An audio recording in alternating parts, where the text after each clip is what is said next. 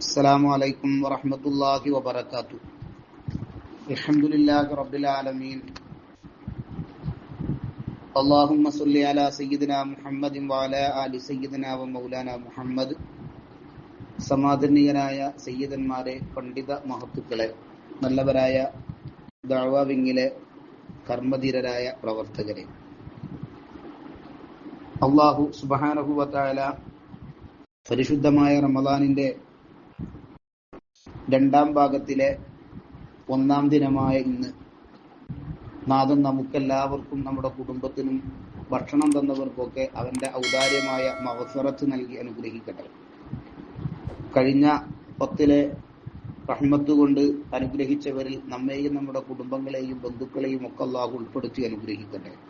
പടച്ച റബ്ബ് ആഫിയത്തുള്ള ദീർഘായുസ് എല്ലാവർക്കും നൽകി അനുഗ്രഹിക്കട്ടെ. ആമീൻ ബിറഹ്മതിക യാ അർഹമർ റഹീമീൻ. ബഹുമാനികളെ, കടത്തിന്റെ മതമാനം എന്ന വിഷയത്തെയാണ്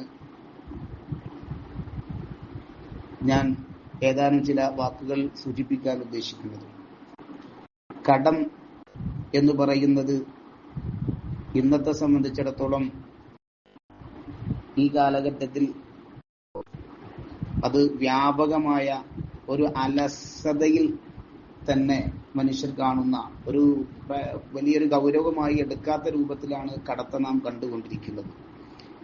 വാസ്തവത്തിൽ കടം കൊടുക്കൽ പുണ്യമാണ്, കടം വീട്ടൽ അനിവാര്യവുമാണ്. എന്നാൽ അധിക ആളുകളും കടം വാങ്ങാൻ ഉത്സാഹം കാണിക്കുകയും കടം വീട്ടുന്ന കാര്യത്തിൽ അലസത കാണിക്കുകയും ചെയ്യുന്ന ഒരു സ്വഭാവമാണ് നമ്മൾ ഇന്ന് കണ്ടുകൊണ്ടിരിക്കുന്നത്. കടം വാങ്ങുന്നതിൽ സങ്കോചമില്ലാത്ത ഒരു ലോകത്താണ് നമ്മൾ ജീവിക്കുന്നത്. കടങ്ങൾ ഹലാലായ തരത്തിലല്ല എന്നതാണ് നമ്മുടെ മറ്റൊരു പ്രശ്നം. അള്ളാഹുവിന്റെ പ്രവാചകർ സ്വല്ലല്ലാഹു അലൈഹി വസല്ലമ തങ്ങളുടെ പ്രാർത്ഥന തന്നെയാണ് അഊദു ബില്ലാഹി മിൻ കുഫ്രി വദ്ദൈൻ എന്ന. അള്ളാഹുവിന്റെ പ്രവാചകർ സ്വല്ലല്ലാഹു അലൈഹി വസല്ലമ തങ്ങൾ കടത്തെ വല്ലാതെ പേടിച്ചിരുന്നു എന്നതാണ് നമുക്ക് ഈ പ്രാർത്ഥനയിൽ നിന്ന് മനസ്സിലാവുന്നത്. കടക്കാരനായി മരിക്കുന്നതിനെ തൊട്ടും കാഫിറാകുന്നതിനെ തൊട്ടും കടക്കാരനായി മരിക്കുന്നതിനെ തൊട്ടും ഞാൻ കാവൽ ചോദിക്കുന്നു.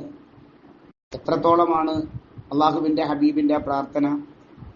അപ്പോൾ സ്വഹാബത്ത് ചോദിക്കുകയാണ്, കാല റജുലൻ, ഒരാൾ അള്ളാഹുവിന്റെ പ്രവാചകരോട് ചോദിച്ചു,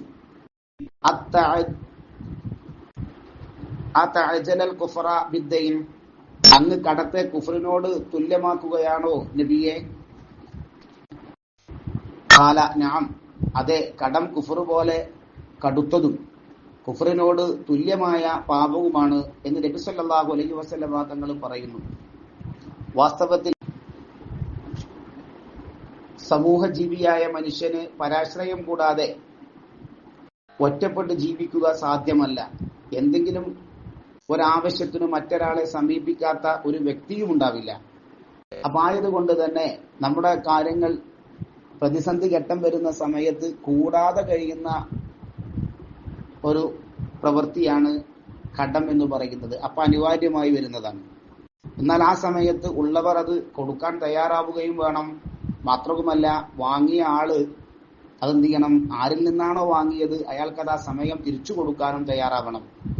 മൈമൂന ബീബി റളിയല്ലാഹു അൻഹയുടെ കുടുംബം മൈമൂന ബീബി റളിയല്ലാഹു അൻഹയോട് ചില കാര്യങ്ങൾ, ചില എതിർപ്പുകൾ ഉണ്ടായിരുന്നു.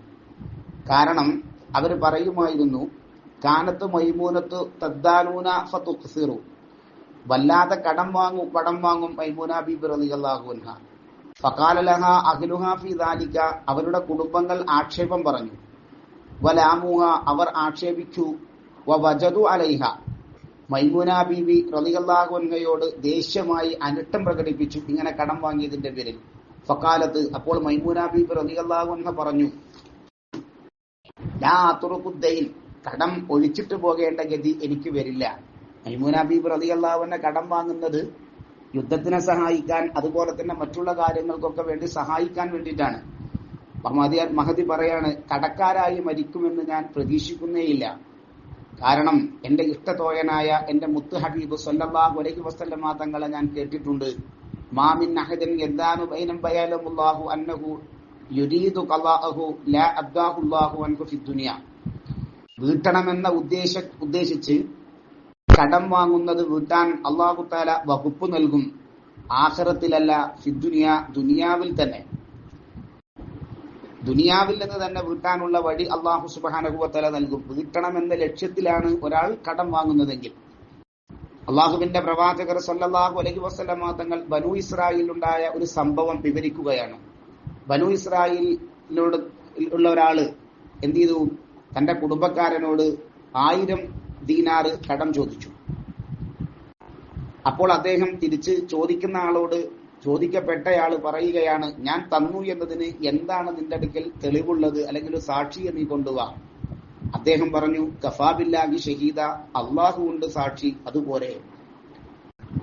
അല്ലെങ്കിൽ ഒരു ജാമ്യക്കാരനെ കൊണ്ടുവാ. അപ്പോൾ അദ്ദേഹം പറഞ്ഞു, കഫാ ബില്ലാഹി വക്കീല, അള്ളാഹുവാണ് ജാമ്യക്കാരൻ. അള്ളാഹുവിനെ പറഞ്ഞപ്പോ അപ്പോൾ ഇയാൾ പേടിച്ചു. സ്വതക, നീ സത്യസന്ധനാണ്. അതോടൊപ്പം തന്നെ എന്ന് പറഞ്ഞ് ഇയാൾ എന്ത് ചെയ്തു? ആ കടം അദ്ദേഹത്തിന് കൊടുത്തു. 1000 ദീനാർ കടം കൊടുത്തു. ആ 1000 ദീനാറുമായിട്ട് അദ്ദേഹം എന്ത് ചെയ്തു? ഇമാം ബുഖാരി റഹ്മത്തുള്ളാഹി അലൈഹി റിപ്പോർട്ട് ചെയ്യുന്ന ഹദീസാണ്. നിശ്ചിത അവധി പറഞ്ഞ് മേടിച്ച കടത്തിന്റെ ഈ അവധി എത്തി നോക്കുമ്പോ കടം വാങ്ങിയ ആളുടെ അടുത്തേക്ക് വരാൻ, അയാൾ കടം വാങ്ങിയിട്ട് അന്യനാട്ടിലേക്ക് കടലും കടന്നു പോയതാണ്. പക്ഷേ കടം തിരിച്ചു കൊടുക്കാൻ അയാൾക്ക് ആ സമയമാകുമ്പോൾ തിരിച്ചു വരാൻ കപ്പൽ മാർഗമില്ല.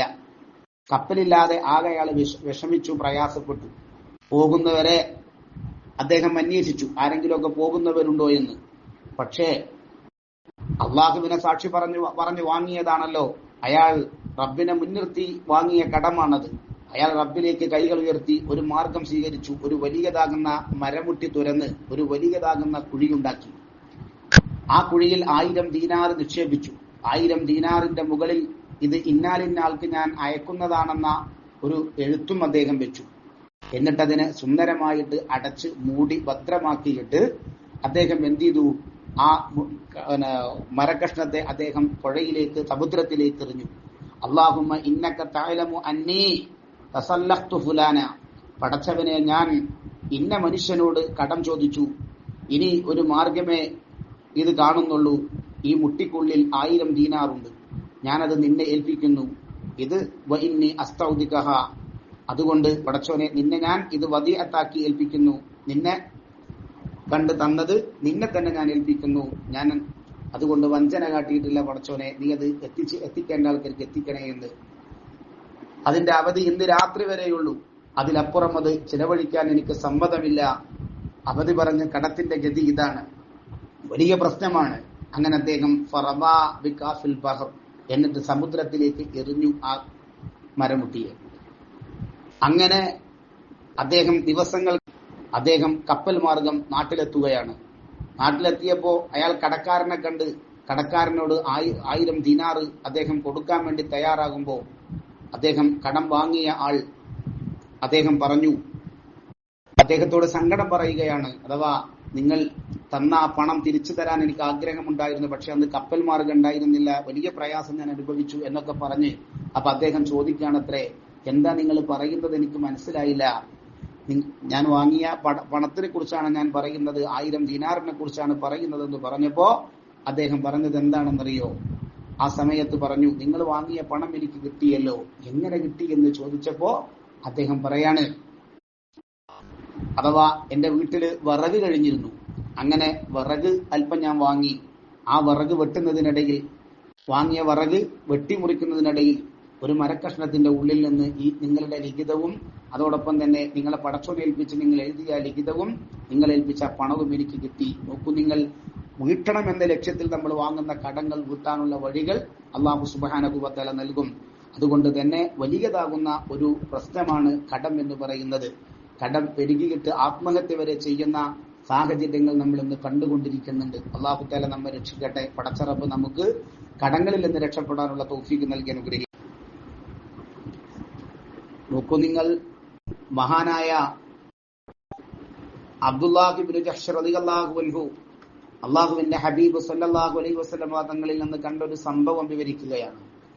അള്ളാഹുവിന്റെ ഹബീബ് സല്ലല്ലാഹു അലൈഹി വസല്ലമ തങ്ങൾ വലിയ ഗൗരവത്തോടുകൂടെ സ്വഹാബത്തിനെ പഠിപ്പിച്ചു കൊടുത്തൊരു സംഭവം. ഒരു ദിവസം നബിതങ്ങൾ പള്ളിയിൽ ഇങ്ങനെ ഇരിക്കുന്നു, ആകാശലോകത്തേക്ക് ഇങ്ങനെ നോക്കുന്നു. എന്നിട്ട് വലിയ ക്ഷീണിതനെ പോലെ പ്രയാസപ്പെട്ടുകൊണ്ട് താഴേക്ക് നോക്കി നെറ്റിയിൽ ഇങ്ങനെ കൈവച്ചുകൊണ്ട് സുബ്ഹാനല്ലാഹ്, എന്തൊരു ഗൗരവമാണിത് എന്ന് പറഞ്ഞ് അള്ളാഹുവിന്റെ ഹബീബ് ഇങ്ങനെ സങ്കടപ്പെടുകയാണ്. എന്നിട്ട് ഹബീബ് സല്ലല്ലാഹു അലൈഹി വസല്ലമ തങ്ങൾ ആകാശത്തേക്ക് നോക്കുമ്പോൾ നബിതങ്ങൾ ആകാശലോകത്തേക്ക് ഇങ്ങനെ നോക്കി, അവിടുത്തെ തല ഉയർത്തി ആകാശലോകത്തേക്ക് ഇങ്ങനെ നോക്കിയിട്ട് പിന്നെ അവിടുത്തെ കണ്ണ് താഴ്ത്തുകയും തല കീഴ്പോട്ടാക്കിയിട്ട് നബിതങ്ങൾ ഇങ്ങനെ അവിടുത്തെ കൈ നെറ്റിത്തടത്തിൽ ഇങ്ങനെ വെച്ചു. എന്നിട്ട് സുബ്ഹാനല്ലാഹ് എന്ന് പറഞ്ഞിട്ട് നബി കരീം സല്ലല്ലാഹു അലൈഹി വസല്ലമ തങ്ങൾ വല്ലാതെ പ്രയാസപ്പെടുകയാണ്. ആർക്കും ചോദിക്കാനുള്ള ധൈര്യമില്ല.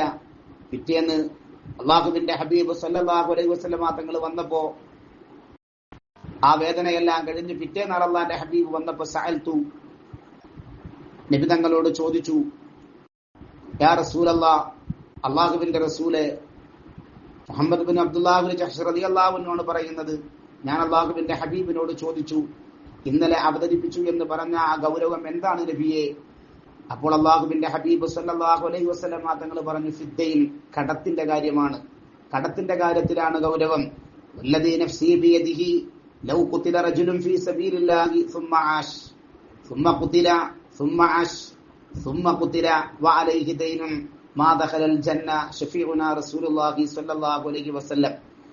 നബി സല്ലല്ലാഹു അലൈഹി വസല്ലം തങ്ങൾ പറയുന്നു, വല്ലദീ നഫ്സീ ബിയദിഹി, ആരുടെ കയ്യിലാണോ എന്റെ ആത്മാവ്, എന്റെ ആത്മാവിനെ നിയന്ത്രിക്കുന്നവനെ തന്നെയാണ്, അള്ളാഹുവിനെ തന്നെയാണ് സത്യം.